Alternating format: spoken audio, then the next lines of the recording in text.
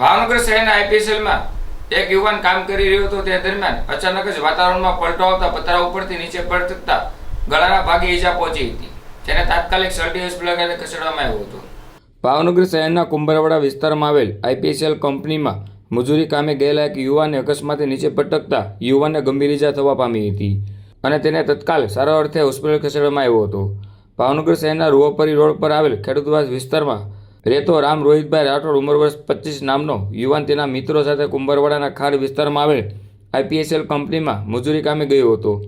રામ તેના મિત્રો સાથે શેડ પર પતરા ઉપર ચડવાનું કામ કરી રહ્યો હતો ત્યારે અકસ્માતે નીચે પટકતા રામને ગળાના ભાગે પતરું વાગી જતા ગંભીર ઈજા પહોંચી હતી અને તેને નાજુક હાલતે તેને સારવાર માટે સલટી હોસ્પિટલ ખસેડવામાં આવ્યો હતો. ઈજાગ્રસ્ત યુવાનની હાલ નાજુક હોવાનું જાણવા મળ્યું હતું.